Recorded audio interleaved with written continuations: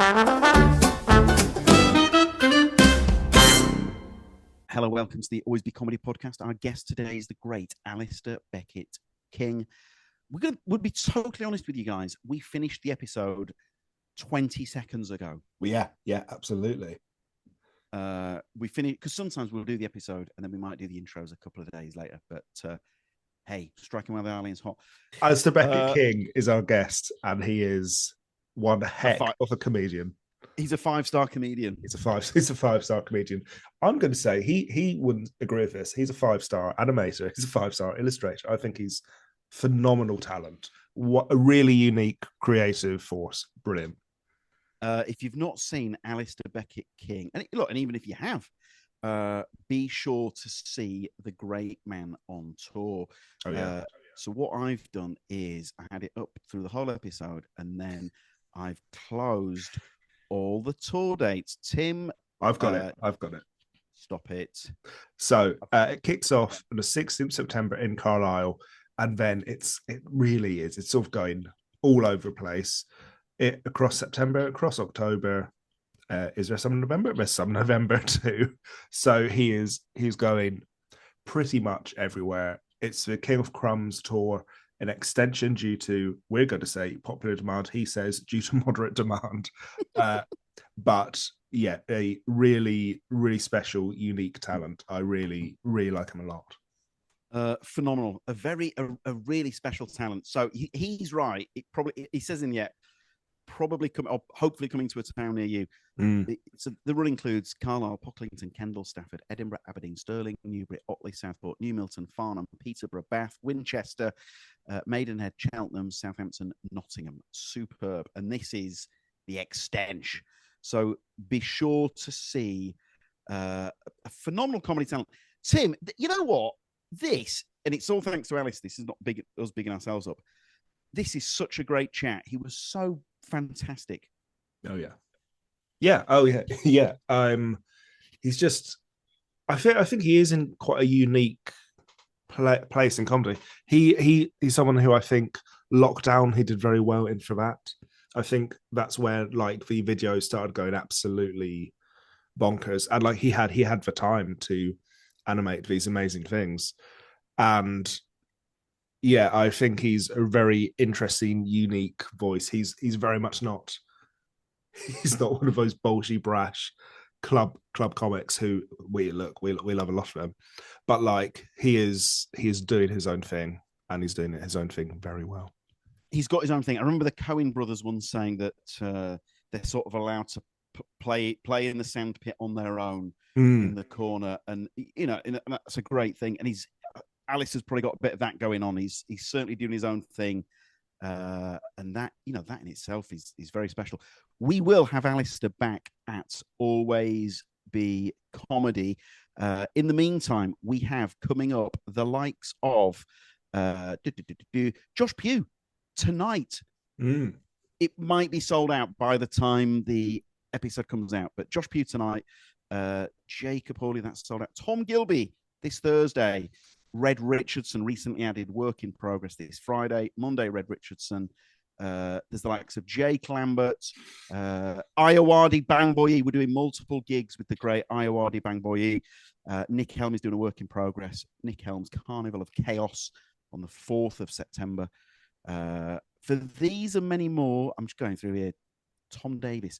We're back at Chelsea every Thursday from Thursday, the 10th of September. Tom Davis, Joe Kent Walters as Frankie Monroe, and Blank Peng at Chelsea. Harriet Kemsley, work in progress, Friday the 11th of September at the Tommyfield. There's the likes of Michelle de Swart, Helen Bauer, Rachel Galvo, and many, many more. I've gone full Jeff Stelling. I make no apology for that. Please visit alwaysbecomedy.com/tickets. And here he is, the maestro, Alasdair Beckett-King.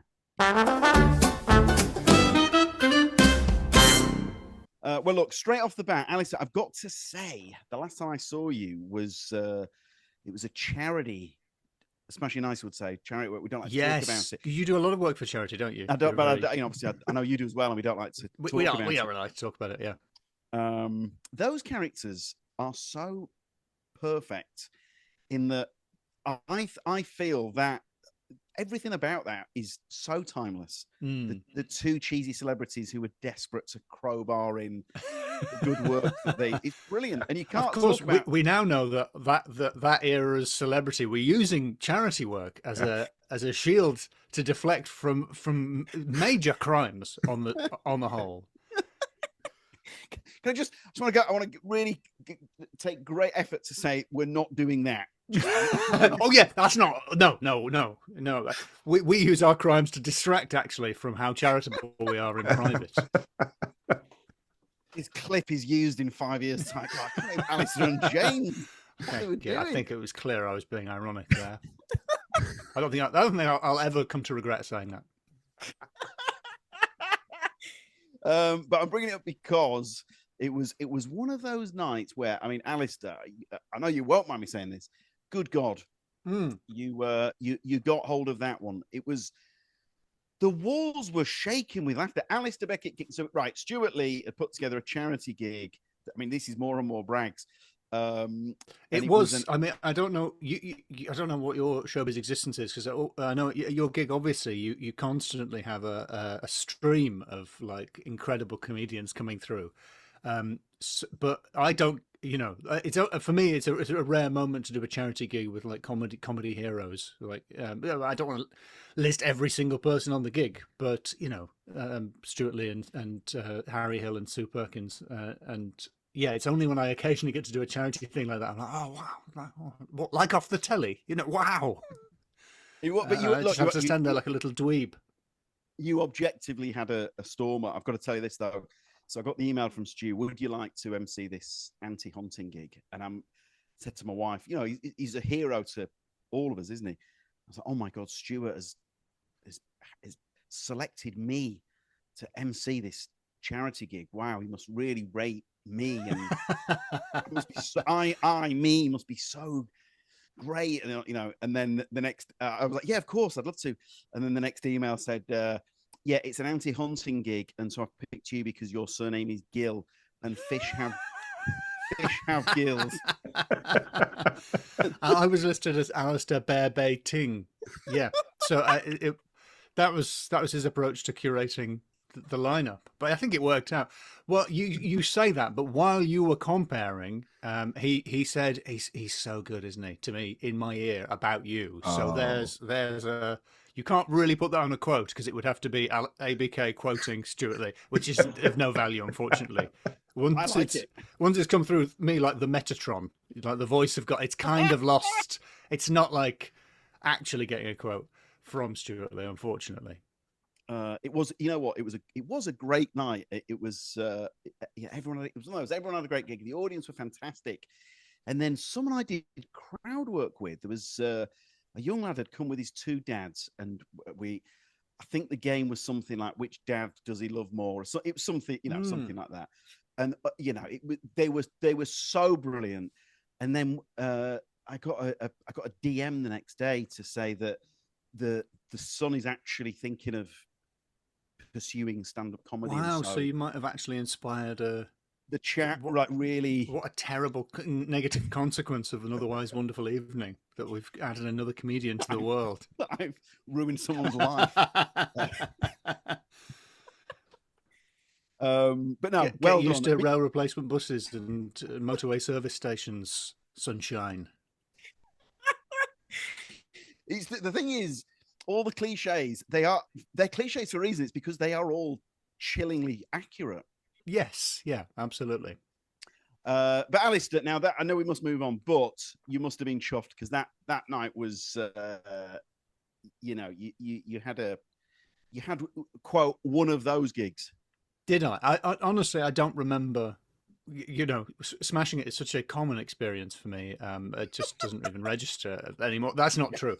That isn't true at all. But I don't have a good down, memory. Everyone, please. There are other acts after me. It's hard to finish the jokes. You're laughing too much. I can't get it. Time. No, I don't remember of that. I remember that evening warmly. It was lovely. And I have no recollection of while I was on stage. I think it's It's often the case. I don't remember being on stage. It's like on the occasions where I'm lucky enough to get to do something like a little bit of stand up on Mock the Week. I don't remember that 2.5 minutes at all. I don't know why that is. It's just my memory just switches off in case something really scarring is going to happen. I guess to protect me, I just don't remember it. What do you think that's what it is? I wonder what happens there then. I don't know. I think it's this. Perhaps it's this when it's going well like that. There's a sort of intensity to it that means that it becomes like a dream and it just evaporates. Whereas obviously bad gigs, I remember in incredible detail. In specific heckles, these things are burned in. But good gigs are just will o' the wisps. They just blow away, which is nice, really, actually, because you don't want to be like. You don't want to be one of those. Smashed it, absolutely smashed it. You don't want to be coming off stage bragging about how brilliant you were and riding on riding on your laurels. That's not a phrase. You know what I mean? I do.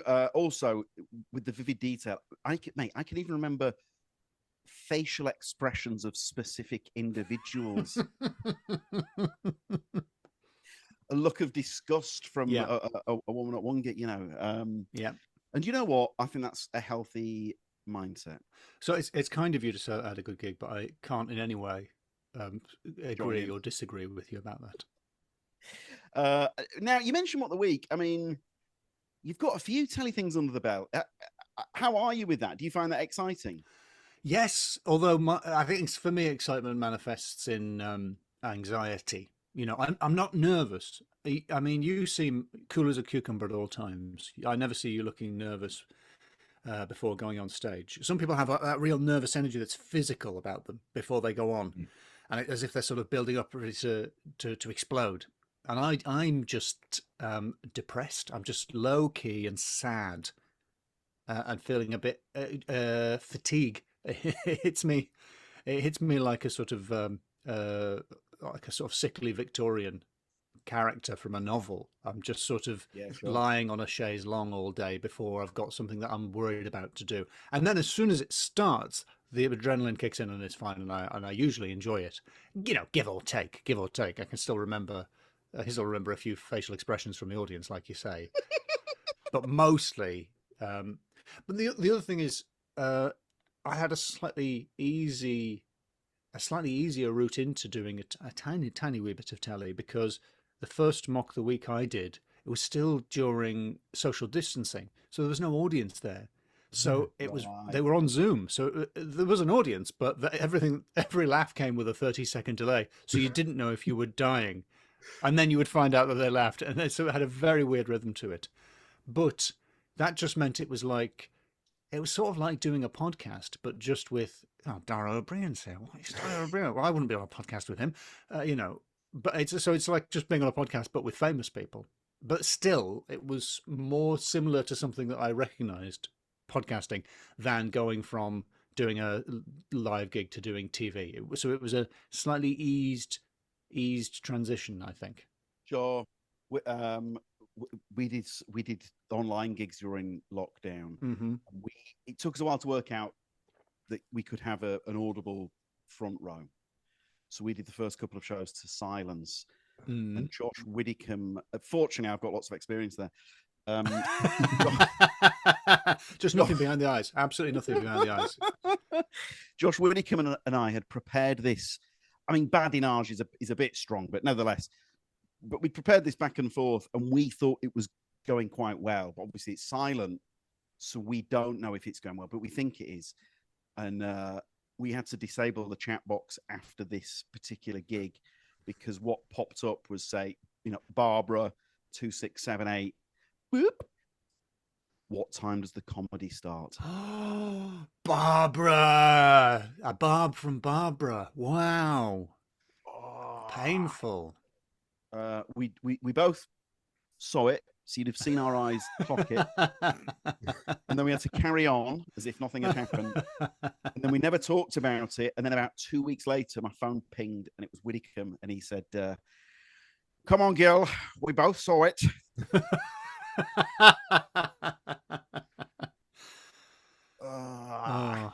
Keeps you grounded. Yes. Yeah, Now, horrible stuff. Horrible. I've got. Oh, by the way, Tim and I also heard a story from a TV person. There was a particular chat show that was done on lockdown, and it was. I don't think it was Zoom because I think the delay was longer than Zoom. But they interviewed someone, and it was tough. I think another guest had bailed, and this guest was supposed to be in the middle, and they get bumped to open, and it was tough. And then I've not seen this clip, but I have to believe the person that it happened. The interview finished, but there was a delay, and the host said live on television, they went, "Fucking hell!" Like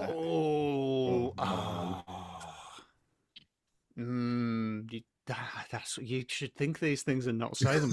You've got to just think them and not say them. Absolutely. Now, Alasdair, please, King of Crumbs extended due to huge demand. May I ask?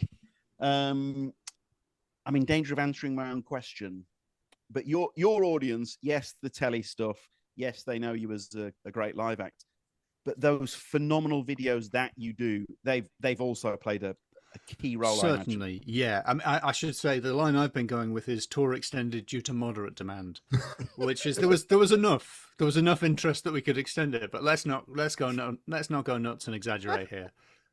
I didn't book in the O2 for the second run, but I am coming to many a town, possibly near you, listener. I don't know where you are, but maybe. Yeah, and I think you can see, I can sort of tell, maybe it's an age thing, but, people who are a bit older than me have probably come because they might have heard me on Radio 4 or see me on a repeat of Mock the Week, which gives the impression that you've been on it more times than you have. That's the great thing about repeats. But people my age and younger, it's a lot of, it's YouTube or during lockdown. Of course, obviously, I don't get many sort of Gen Z, Gen Alpha fans, unless, which is very pleasing, I often get sort of young people being brought with a parent or even grandparent, sort of a dweeby 14, 16-year-old teenager who's probably like me, sort of into like conjuring tricks and stand-up comedy, just being brought along. Because presumably, like me, no real friends, just being brought along with an adult from their family to watch the show, and I like that because good, this is my kind of kid. What was the video where you first went, oh, hang on a minute, this is a thing? I did a spoof of Scandinoise, Nordic noir, whatever you call it. Alasdair, Scandinavian crime. Can I just say that dramas. Tim and I reacted like we just tasted a delicious meal. We both went, oh yes, a classic. Which had people in the street saying Gunnarsson to me. So it didn't it didn't go viral, but it hit the front page of Reddit, which was not a thing I was aware of happening, thanks to a complete stranger stealing it from Twitter and putting it on there. So thank you, whoever you were, for stealing my intellectual property and accidentally launching my career. And off the back of that being on Reddit, I gained 40,000 YouTube subscribers in a week. No, you didn't. In a week.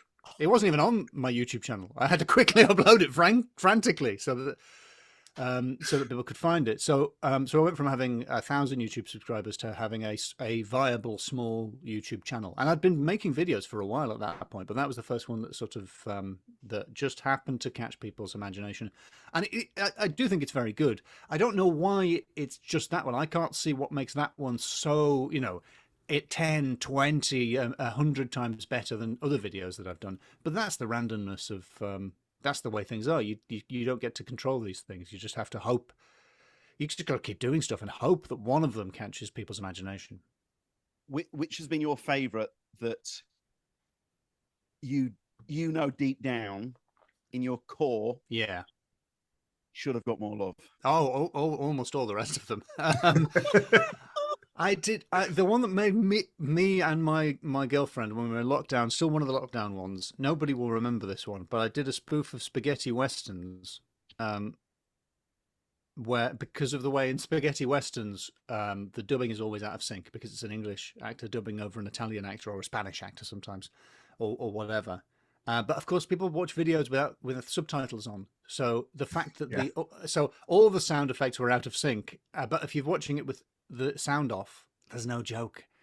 But the punchline that made me laugh uproariously was obviously it was shot like a Sergio Leone with just the eyes when and then just the mouth when talking, back to the eyes, back to the mouth, back to the eyes, back to the mouth, and then in a clean single at the end, the cowboy had no nose at all. He was just eyes and mouth, and which is for me a hilariously funny image.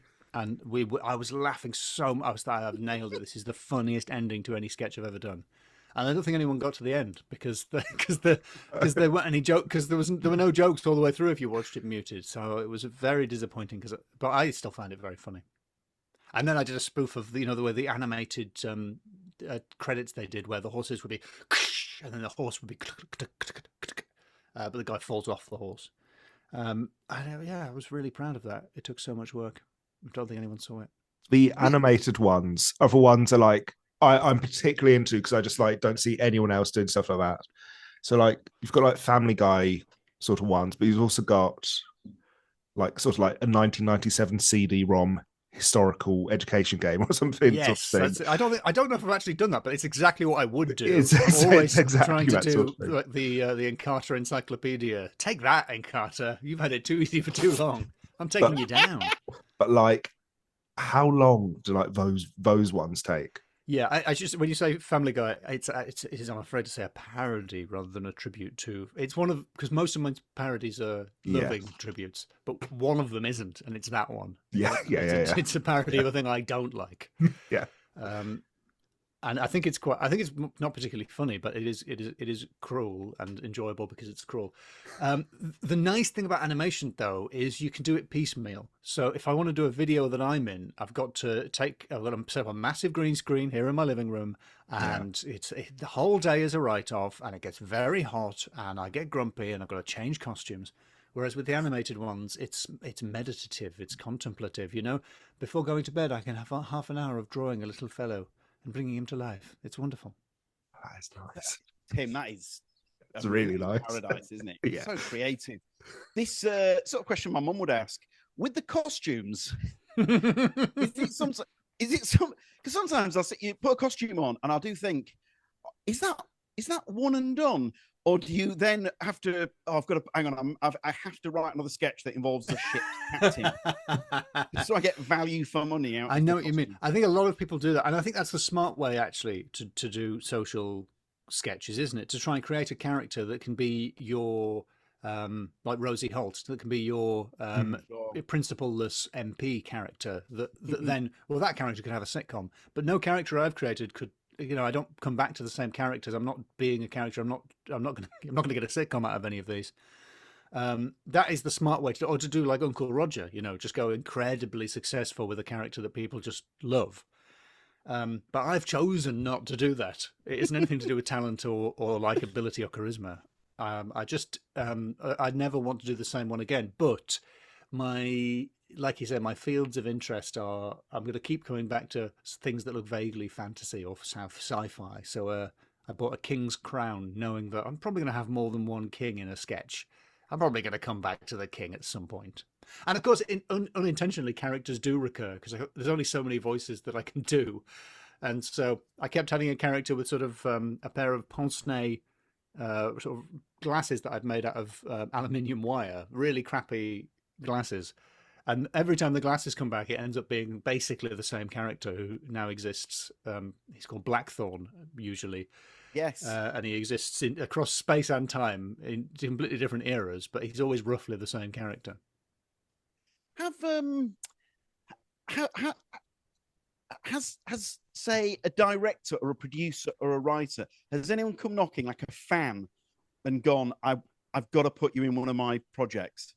No, not as much as you would hope. No, you'd think, because when they were first sort of kicking off, people said, "Oh, the BBC must be knocking at your door," and yes, I think probably as a direct consequence of these videos doing well, I got a chance to do a bit of television stuff, and I got a chance to tour off the back of that. So I'm not in any way complaining that I've been robbed, but I don't think producers are actually going, we need a comedian who can do all the animation and green screen himself, because they've actually got people who know how to do all that stuff. It's really exclusively useful in the context. It's only useful during lockdown. It's only useful in that situation where we're all at home and I've got to do something that looks different to everyone else. But luckily, I went to film school and I can do a bit of animation, so I can just do something that's just different.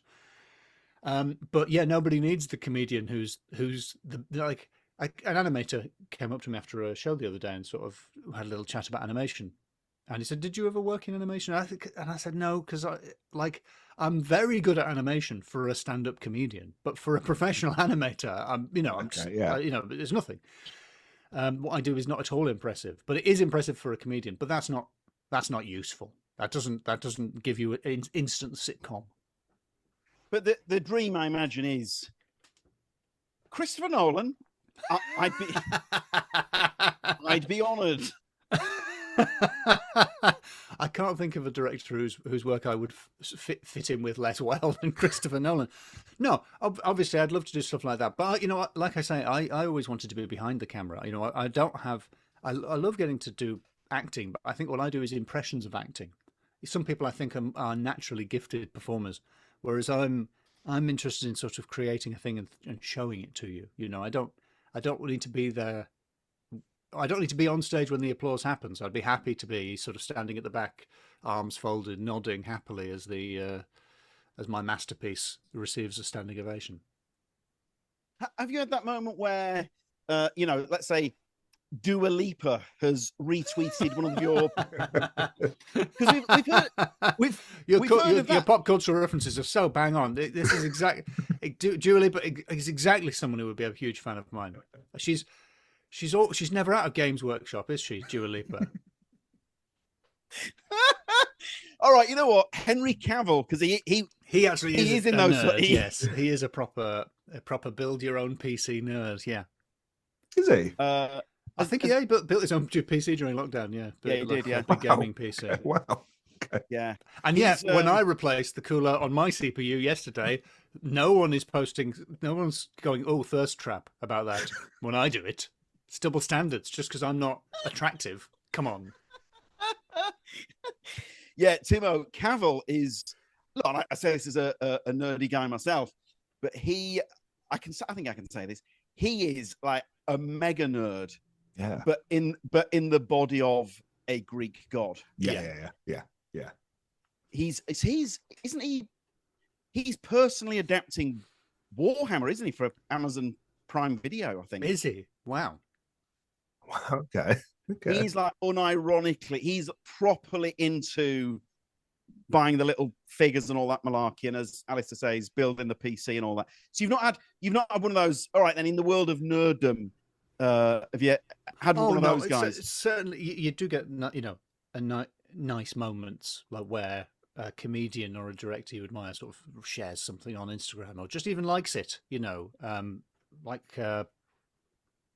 feels name droppy. So, Patton Oswalt shared a sketch I did about a 1940s radio presenter describing memes. Yeah. A couple of times. He shared it more than once, which was very kind of him. And that is hugely flattering for someone who you're a fan of to enjoy something you did. I say this with love in my heart. I've seen all his, listened to all his specials and so on. I've read a couple of his books. He is in many ways king of the nerds. Yeah, true. Actually, you're right. It's not really breaking out of the nerd sphere with Patton Oswalt. No, yeah, he is, and I think he's one of those American comics who I think has a British comics sensibilities. Maybe Mike Birbiglia is perhaps another one, and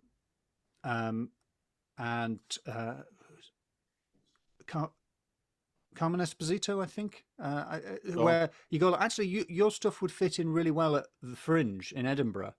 There's some things, it's slightly narrative, it's slightly sort of Oxbridge clever, it's the kind of, and it's kind of surreal. It's a bit sort of Python-y. It's the kind of stuff that I liked, which is not the beginning and end of British comedy, of course, but it seems sort of like it really fits in with what we do over here. that isn't necessarily the tight-honed Seinfeld-esque classic American East Coast stand-up that I think of. Now, to anyone who hasn't yet snapped up a tour ticket, Alasdair, what can they expect from King of Crumbs? King of Crumbs. Well, it's pretty good now. That's the great news, because the tour started. I began at the Fringe last year, and then it was on tour in the spring. And I've taken out all the bad bits by this point. The show's about 11 minutes long now, but it's absolutely solid gold. A really long interval. And then we just come back at the end for handshakes and congratulations.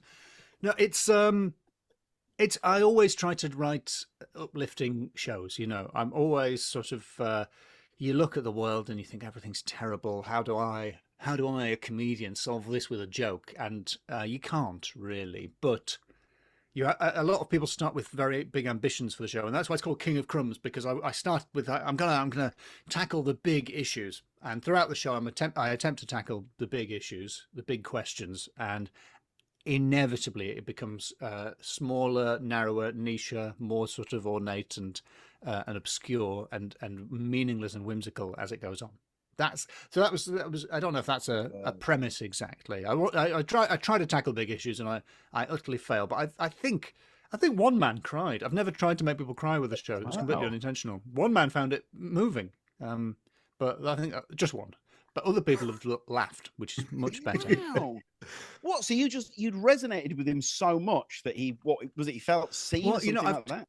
I've got a bit in the show towards the end. This is a spoiler, but I've got a bit in the show about a routine about psychic mediums, and how, like, wouldn't it be great if there was a psychic medium who could communicate with your dad while he's still alive? And so it's just an act out of a psychic medium making contact with, you know, and it's all going through the sort of the cliches of dadhood, really, like the big light and stuff like that.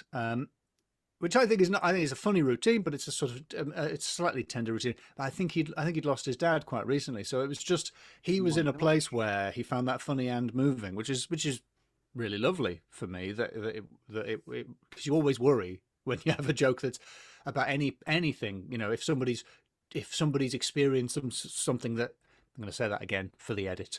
If someone's experiencing some terrible thing in their life and you do a flippant joke about it, that's going to be horrible for them. But there's no way, because you're talking to hundreds of people over the course of a tour, there's no way you can avoid that happening. But it's really nice when it's the opposite, when someone happens to be in a situation where something resonates in a positive way. The podcast with Eleanor and Alasdair read that. So this is where you revisit classic kids' books. Now, I've got two young girls that gatecrashed the podcast at the start. Yes. So we have revisited some of the classic books.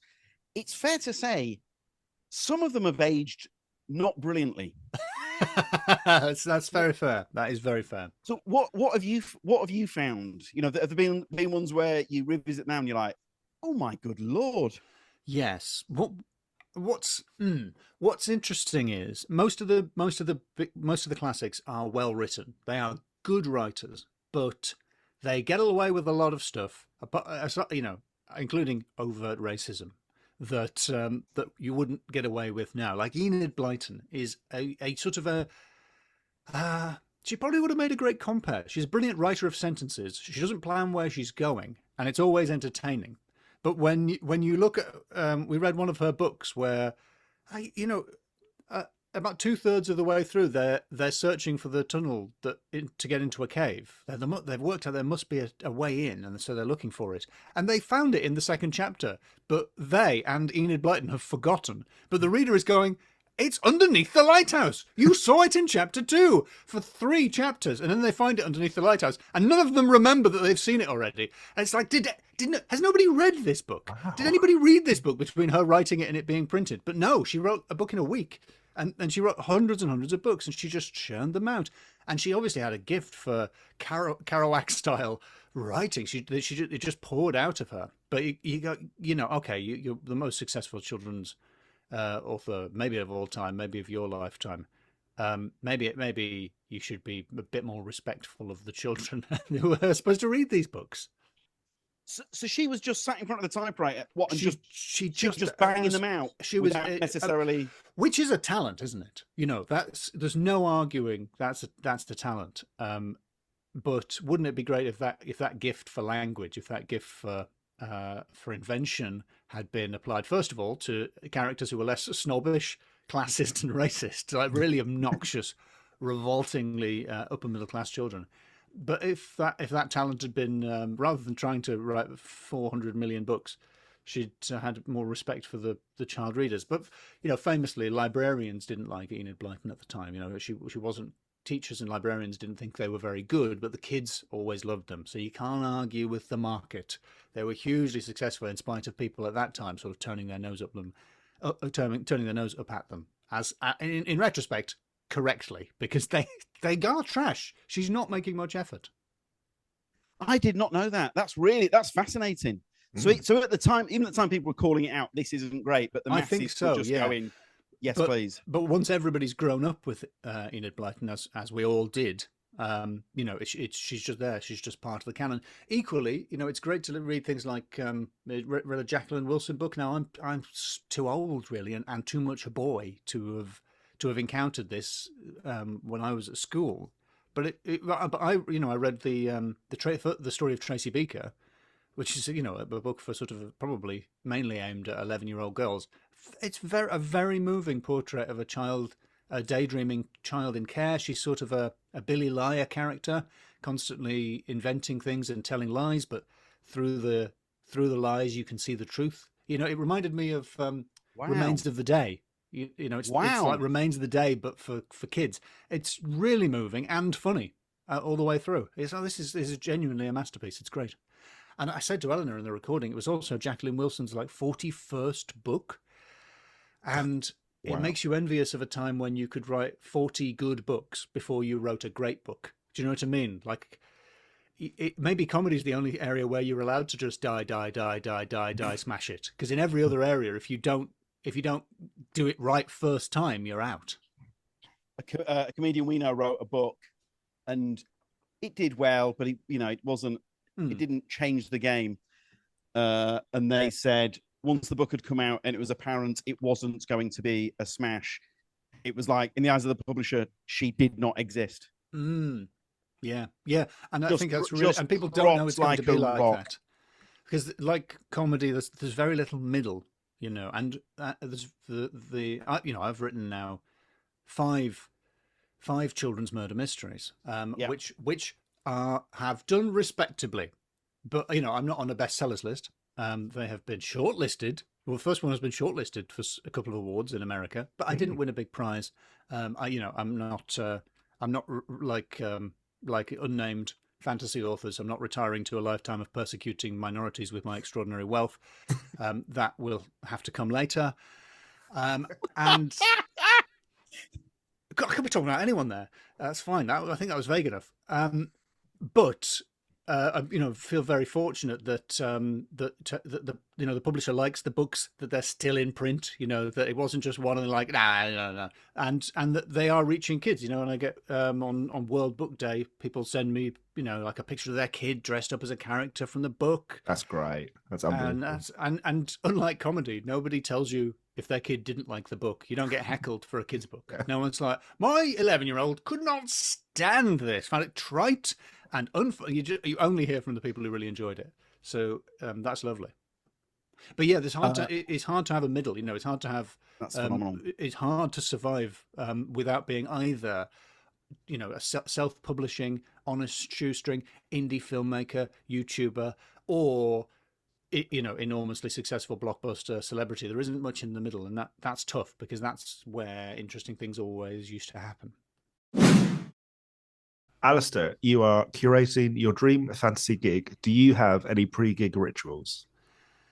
Generally speaking, I'll have a cup of tea. I get very upset if there isn't a kettle in the green room, which gives you a sense of the glamour of touring, that sometimes there isn't any kind of tea and coffee making facilities. Hopefully there'll be a kettle. Usually there is, but it's a real sort of, fingers crossed, come on. Yeah. At the Edinburgh Fringe, I develop routines, because the Fringe is a Groundhog Day is a cliche, but it's the same every time. every day, but different. And I like to go to Brooks Bar, because the last few times I've done either the Jack Dome or the King Dome at the Pleasance Dome, and Brooks Bar is the club bar for only for comedians. But during the day, it's really quiet, and it's just a few people sitting on their laptops, and you might have a nice chat, or you might see like Tim Vine playing darts or something. But it's very low key and relaxing, and so I'll have a coffee, eat a flapjack or something like that, and just be very, very sort of zen. So that's my pre-gig ritual is very non-magical. It's very. Is it self-care? Is that the phrase? Self-care. That's lovely. Who would MC this dream fancy gig? All right, my dream fantasy gig. This is a weird choice, but I am limiting myself to comedians who I have not seen live, nice, or properly met, because I don't want so people who I don't know, so I'm not all gigged with or anything like that. So now, but also I'm interested in discovering things that I don't know. So I would like to choose. Ideally at the height of his 1970s mega stardom, Steve Martin as the compere. Yeah, lovely. Partly because I think I'm a big fan of the movies. Dead Men Don't Wear Plaid. His cameo in Little Shop of Horrors, huge influence on me as a kid. But when you watch some of his stand-up clips from that era, the guy in the white suit, it's a bit like watching like a clip of a K-pop band or Taylor Swift. Like, I'm not in this, and you're going wild, and it's not. I can't quite, because I'm not there, and I'm not in the rhythm of this. I can't quite see what's so magical about it. Do you know what I mean? Yeah, I do. It's mad. Like the idea of comedy happening in stadiums ever. I don't know if it had happened before that, because it was probably the first of the superstar comedians. I think certainly in the States, I don't think anybody was of that scale over here. Yeah, and it's so bizarre to watch the clips because the rhythm of it is unlike anything I recognize as being stand-up. Yeah, absolutely. And also, you get weird things with Steve Martin. Do you remember? I remember a while ago, people were sharing his King Tut song from SNL. Okay. Which is him singing a song about King Tutankhamun. Yeah. And people were going nuts about how hilarious it is. And this often happens with SNL. People will share an elderly SNL clip and then go on about how hilarious it is. And then you'll watch it and it's just a man hitting an egg with a spoon. And it's like, out of context, I'm not sure why this is funny. In the case of the King Tut song, though, it's a very, very silly song with Tutankhamun playing a saxophone. But the bit, which I finally saw, is him talking very seriously about ancient Egypt for like a minute and a half, and then singing an incredibly silly, borderline offensive song about King Tut. And people were sharing just the song and talking about how hilarious it is. It's like the song's the punchline. It's like you've just shared the punchline without the setup. The setup is being really deadpan and serious, and then doing a stupid song. And so I do, I loved his books, Born Standing Up, but I love the way his book is 90% about dying while being a magician, and then he does like 10 minutes on being the most successful stand-up comedian ever, and then just breezes past that, because that's lovely, because you want to hear about the bad gigs. So it'd be incredible to see him live at that time. I would love to know what it was like. May I just say, I feel like I'm coming out of a closet. You've opened the door. I agree with essentially every word you've just said there. But if you say that, because some of those, let's say, I mean, look, I'm so sorry, and I'm mistressing now. I mean, I talk about it too much. We've had people write in to say, mate, cool your jets on SNL. But some of the, like the samurai, Belushi's samurai character, just like, maybe in 1976 or whatever, it was hilarious, but it's safe to say it's not all aged brilliantly, has it? Well, I think conversely, the timeless sketches from SNL are sketches that often, when you watch them, are not going down that well in the room. And I think that's beautiful, because it's almost like the joke is on the audience. Like the More Cowbell sketch is they are not smashing it. Like if the audience is not that into this sketch, the David S. Pumpkins sketch, who becomes a recurring character. The audience does not get this sketch. They don't get why it's funny. It's unbelievable, isn't it? And so, what I love about them are the sketches where, which are so specific. Have you seen the There Will Be? They did a parody of There Will Be Blood, and no one in the room has seen it. Yeah, you can tell the audience does not know who these people are. It's beautiful. Yeah. It's a beautifully done parody as well, but the audience don't get it, and that's lovely. I love that. Superb. That's great. Who would open? Again, so I'm limiting myself to people I've never met or seen live. I'm going with Maria Bamford, who I think is and one of the people I discovered through the Maria Bamford show, all shot on sort of DV Handycam, which I think I saw her sharing a clip of recently. So maybe it's been re-uploaded, but you couldn't find it the last time I looked for it. And it has it's a very weird thing to say. You know, you get different versions of different classic routines, but that version of the show, her show where it's her and her mother, obviously played by her, different characters all played by her, shot on shaky cam with no budget. That version of her fear that she will chop everyone up into bits and have sex with the bits is the funniest version of that routine, which appears in a few other things. I think it's in Miss Dynamite at some point, and obviously that's a real fear that she has because of mental health issues. But it's such a funny version of it. It's and I don't think I would normally laugh at the idea of having sex with the bits of a person you've chopped up, but I did in that case, and that's good. I always like it when someone makes me laugh at something I don't think I want to laugh at. Superb, great pick. Great pick. Who would be in the middle? You shouldn't really put a musical act in the middle, but I'm going to go with Flight of the Conchords. I think I really like Flight of the Conchords. Very good. Do you know their bus driver song? It's not in any of the TV shows. I'm not sure I know it. No, I don't know.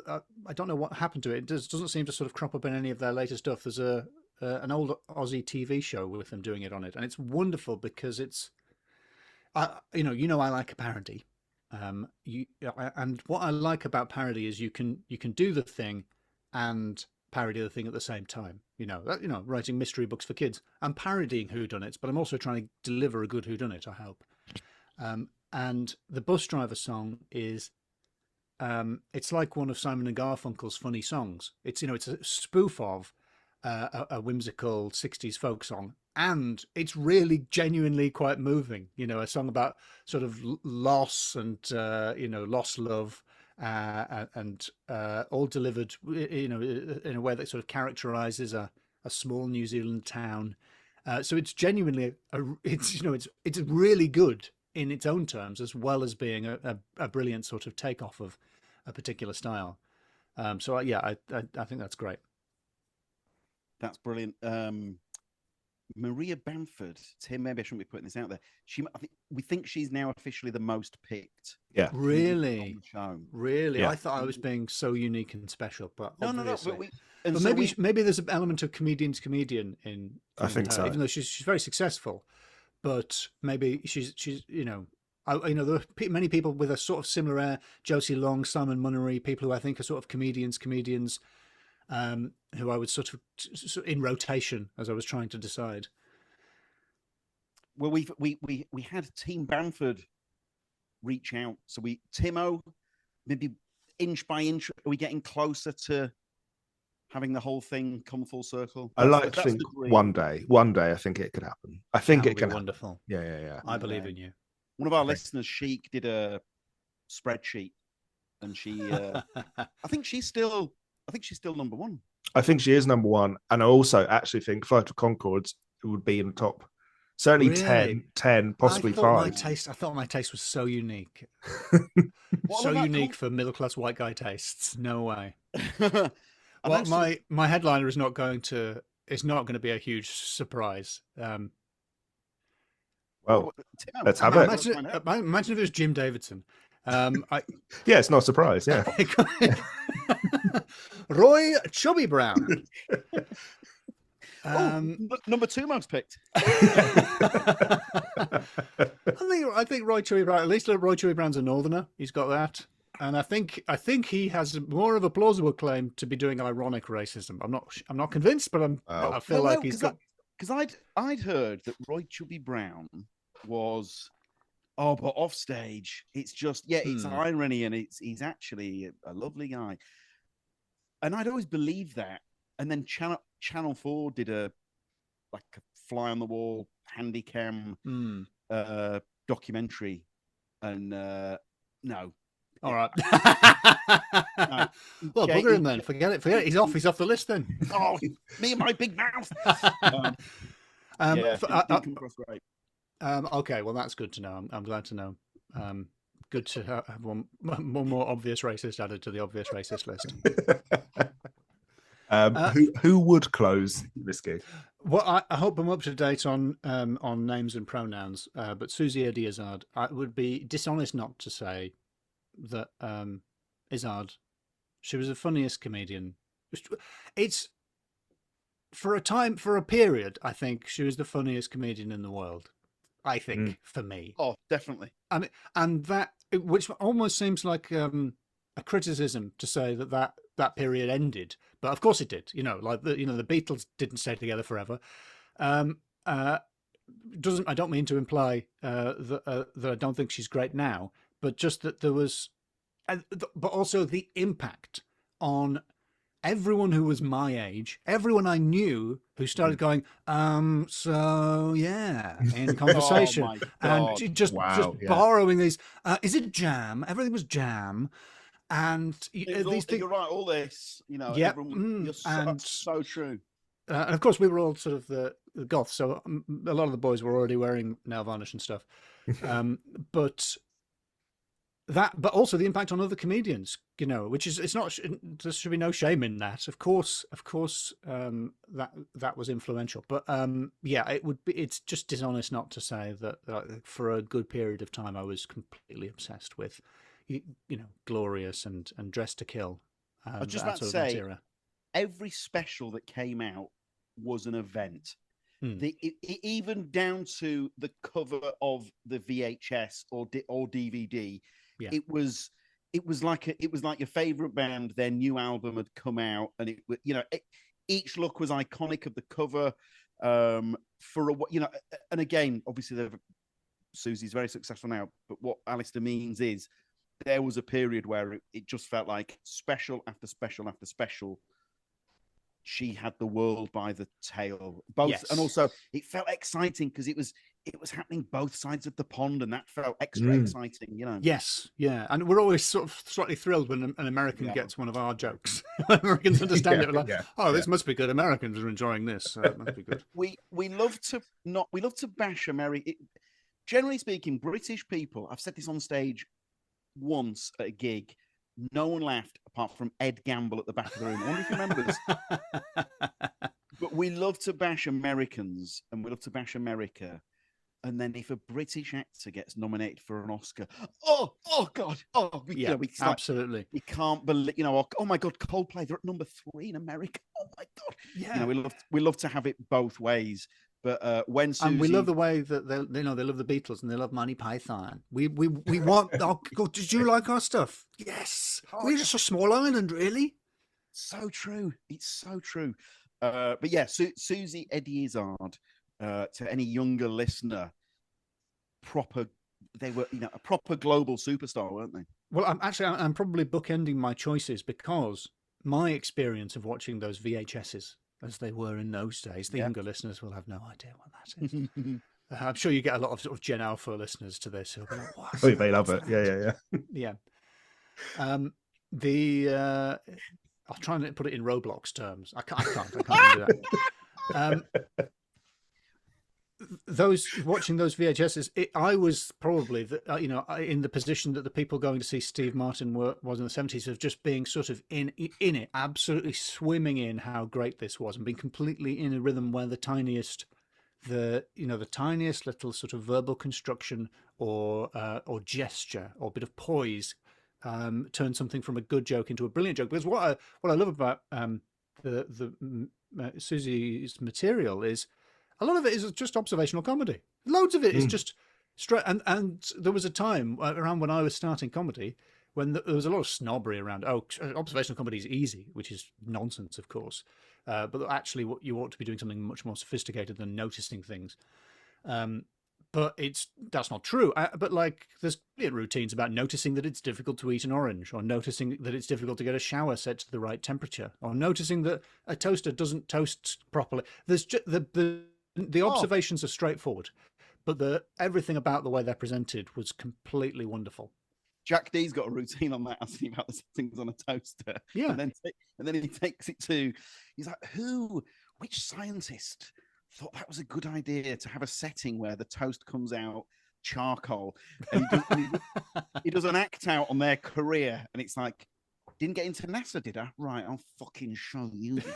But that's the lovely thing about observations, isn't it? That you can make the same observation and construct a completely different routine from it. 100%. I mean, Widdicombe's got loads of comedians must have done routines on the wedding service, and then Widdicombe comes along with one. I think it's 2 specials ago. Fuck me, absolutely 10 out of 10. Tim, which comedian was it? It was Ben Pope, wasn't it? Ben Pope. 2 different people had said to Ben Pope. Ben was worried that there was a routine. Has it been done before? And 2 people separately said, well, in that case, you have to write was it the 10 out of 10 routine or something? The definitive. You have to write the definitive routine about, let's say, hanging a picture or whatever it might be, Yeah. Oh, that's very good advice. Oh, I should have listened to that. I should have thought, oh, no, I don't think I've written any definitive routine. That's really good advice, but it's given me real anxiety. Is there an incident from a gig that you would love to replicate at this fancy gig? I think maybe someone would walk out, because I'm often a bit skeptical of people who are really into offensive comedy. I love my offensive comedy because I think everybody enjoys comedy that offends someone else, but few people genuinely enjoy comedy that offends them.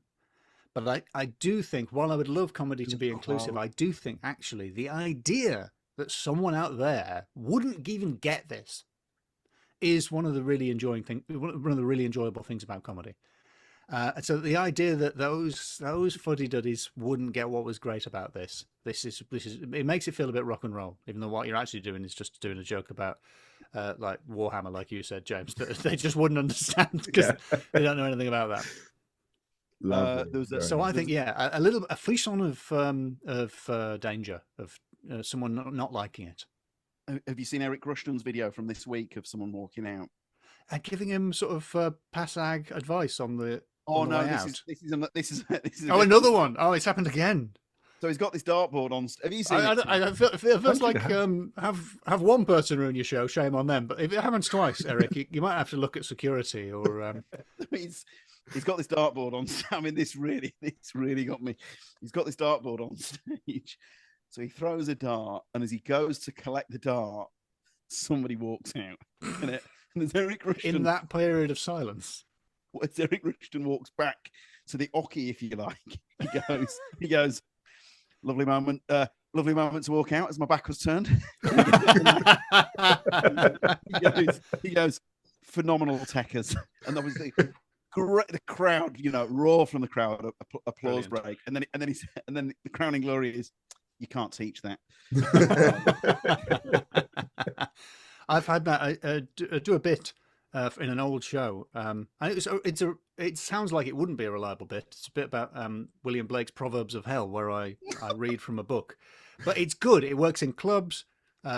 It's a good bit. It's solid, but it doesn't sound like it's going to be solid. Sure, and I opened the book and someone walked out, and I couldn't comment because at the end I had to sort of say bravo to that person for walking out, knowing I was locked into a bit that I couldn't. Yeah, it was the one moment in the show where I couldn't have stopped what I was doing to in any way criticize them. They audiences have a sort of a sixth sense for I'm actually able to do this now without being slammed. Yeah. Not that I ever slam people, but I was really impressed. They gift for doing that. His back turns and out they go. That's exactly what audiences are like. So yeah, I'd love a moment like that. And because those spontaneous bits, you want to see how your heroes would handle something like that. Brilliant. And is there an incident which must not happen at this gig? I think so, and I think it's a version of the same thing, which is something weird and random happening, which is too funny. Because Yeah. I remember early on doing a mixed bill at the Pleasance. I remember a really drunk man coming in with 3 pints, tripping, spilling the pints down me, and then you know the flip down chairs that they have in the porter cabins at the Pleasance, and then trying to steady himself, trying to get to his chair, and wrenching the chair, which is screwed down into the hardwood floor, wrenching the chair out of the floor and falling to the ground. That was very funny when it happened. Just an incredible piece of untrained slapstick. And it took that guy 10 minutes to decide that maybe he wasn't going to stay and would actually leave. And I had to wrestle the chair from him because he was trying to fix it. I was like, it's not going to fix because the wood is splintered.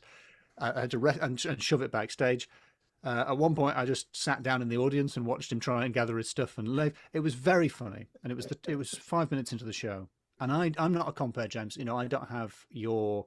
I've done it very occasionally, and when I watch someone like you do it brilliantly, I'm always in awe because I think I'm not able to fake a genuine interest in what people are like, but I think good compares are genuinely people, and they're interested, and and I think if you're not like that, you do a great impression of someone who actually cares. And it was wonderfully funny, completely unique, but I knew the rest of the show was going to be a massive disappointment now because. Now I've got to bring on 3 more acts who are just going to be doing we're quite new, their sort of their honed tens, and it's going to be a disappointment. And what I would say now is I would let the audience know, look, the rest of it isn't going to be as good as that, but that's okay. You don't have to. That level of hysteria, we're not going to maintain that for 60 minutes, but that's fine. Try and enjoy it in whatever way you can. And then I should have just brought on I should have done a joke and brought someone on, but I didn't have I knew it was going to happen, but I didn't have the confidence to say that to the audience. So something like that, where there's some incredible spontaneous moment which sort of destroys all possibility of comedy. Because what I really like about comedy is jokes that people have written, brilliantly written routines, things that have been worked on and developed. And have sort of reached a sort of a level of artistry where it's sort of you can't tell what did they think of first. Was it the punchline? Was it the premise? Where did it come from? And when what happens in the room can destroy that, can just send a torpedo right through that by being so incredibly funny. We had Kevin Eldon down a year or two ago, and he a few times, such a sweet guy. Obviously a comedy god to all of us. Big fan of the actor Kevin Eldon, absolutely. Yes.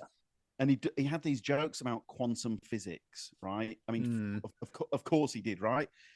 And then he did something with his leg, or he put it on a chair or something. And this woman on the front row, she nearly fell on the floor with wiping tears away. And Kevin goes, "Oh, what tickled you there?" And she went, "Oh, just the way that you moved your foot."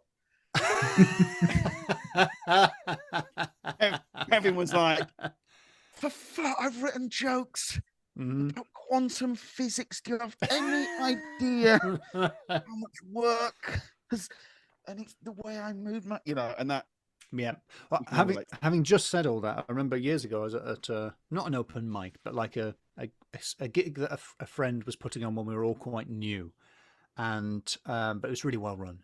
And I won't say any of the people involved, but there was an act on stage doing very well, and a friend of mine who's a writer wasn't really enjoying it, and I thought it was great. I said, what's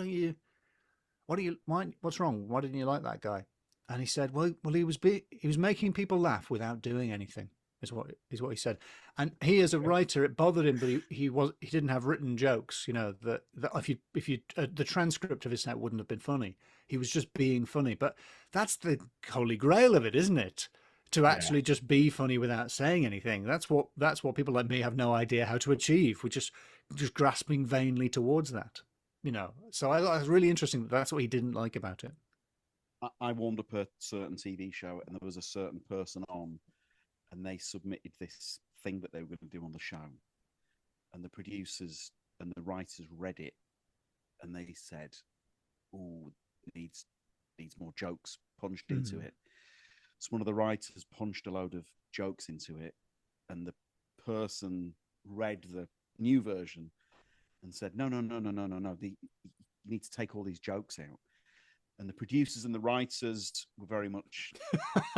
That doesn't sound like something producers and writers would love to hear. "We think you're wrong, but okay." And the person did the thing as they'd intended it. And of course, it was fucking sensational because they were so funny, and the thing that they prepared in their mouth, the way that they were doing it and performing it, and it, of course, it brought the house down. So, and now we guess who that was and what the show was. I'll say the person, but I think you might have to beep it out. So maybe I cover my. It was, and it was.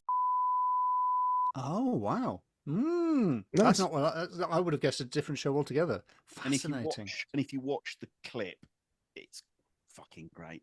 It's great. Brilliant. But I would say really there's loads. I mean, this is not an ideal example that I'm going for, Tim. I've got to stop referencing this person.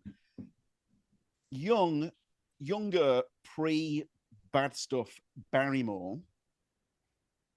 Yep. I would say is electrifyingly hilarious. But if you were to write down the stuff, it would not work on the page at all. Yeah. I guess is charisma. I guess is, or funny bones, or whatever these things that I have no idea what those phrases really refer to. These mysterious qualities. I always feel bad when I say that someone has funny bones. It feels like you're saying that they don't work hard as a writer, but I think that's rarely true. I think the people with funny bones do still often that work very hard. But there is something different about being funny.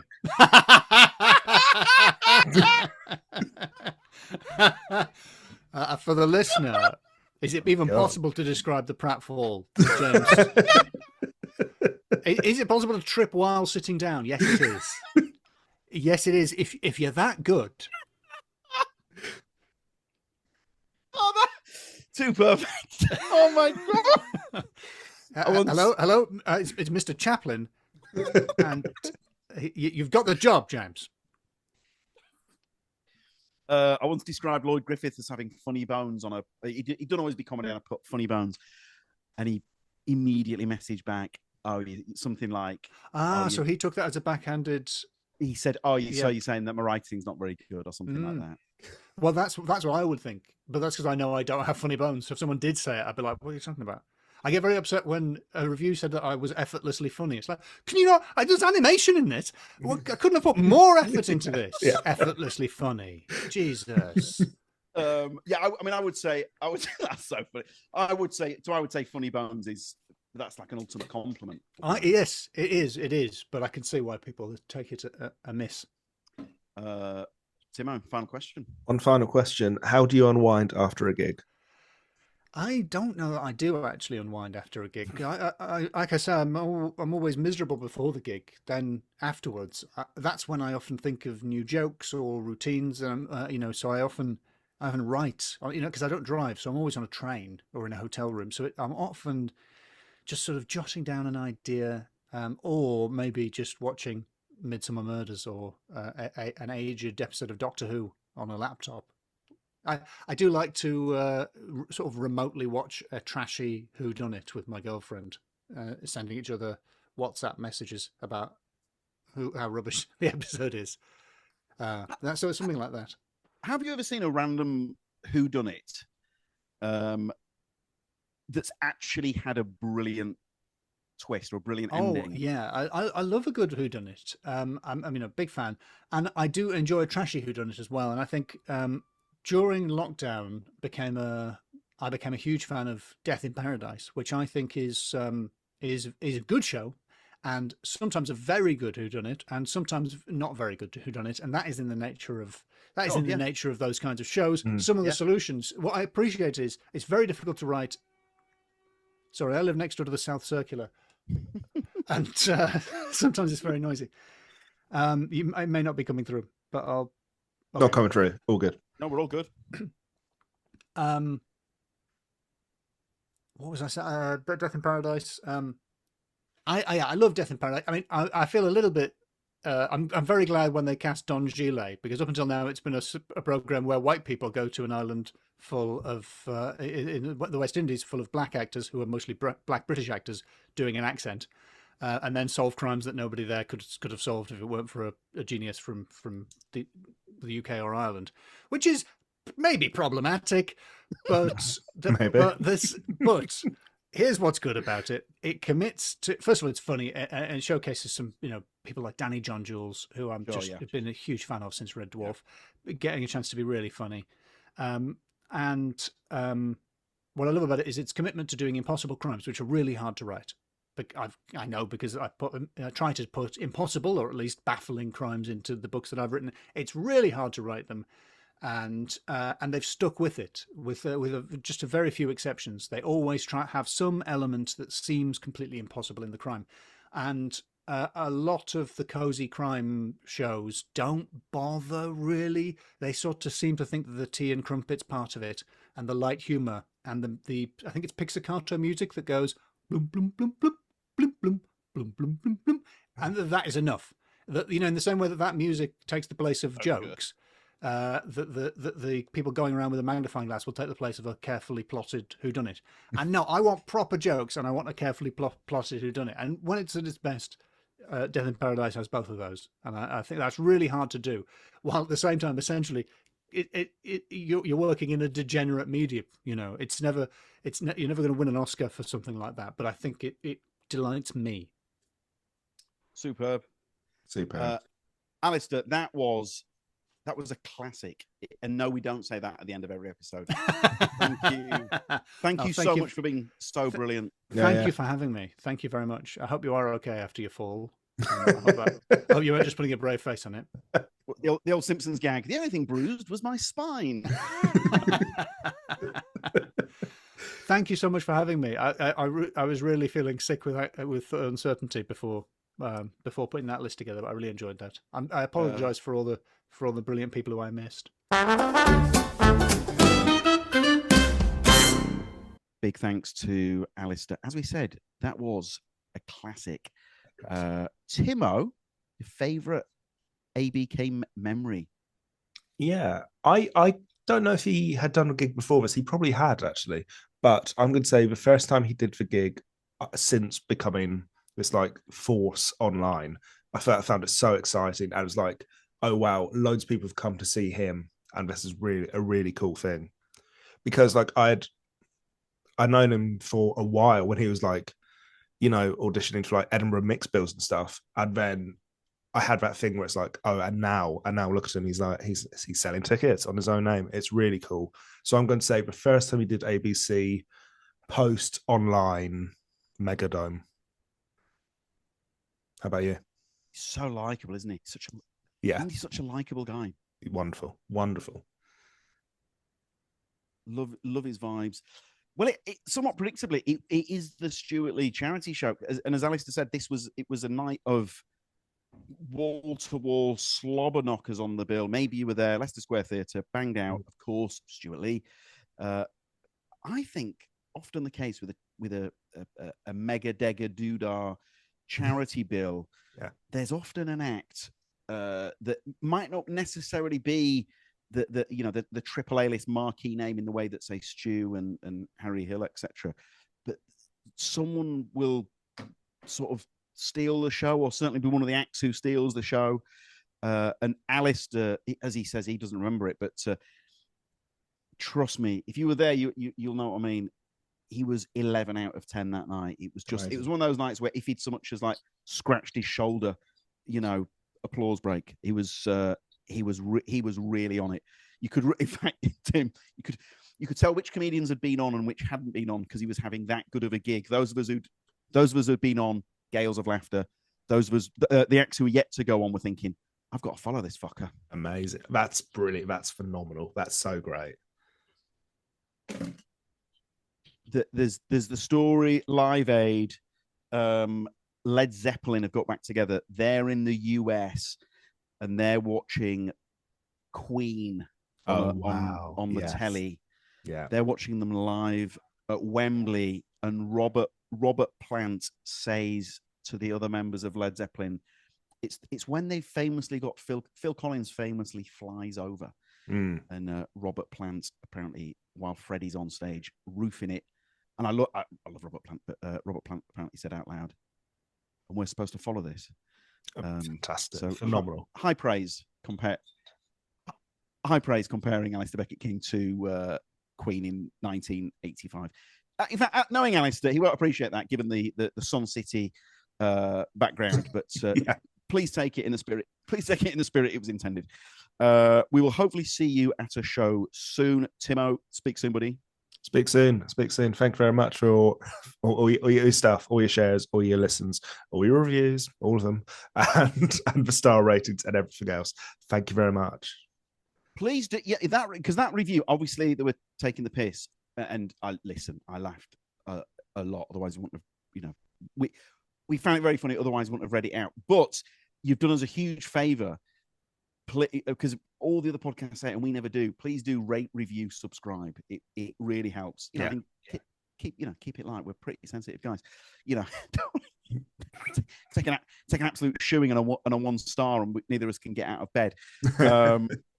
So I used to rap every Tommy Field show. I've not done it for about 10 years, but I always used to say, because it was a relatively new night, I'd always say, if you've enjoyed the night, please spread the word, tell your friends. If you've not enjoyed it, just keep it to yourself.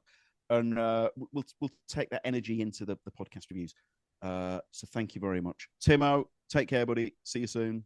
Take care. Cheers, mate. By the way, can I just say your picture it's like 4K. Is it? Oh, that's so good. Very boring admin. Managed to sort of a Wi-Fi, and that's really changed. It's changed my fringe. Tim, it's really noticeable. Yeah, it's good stuff. Thank God.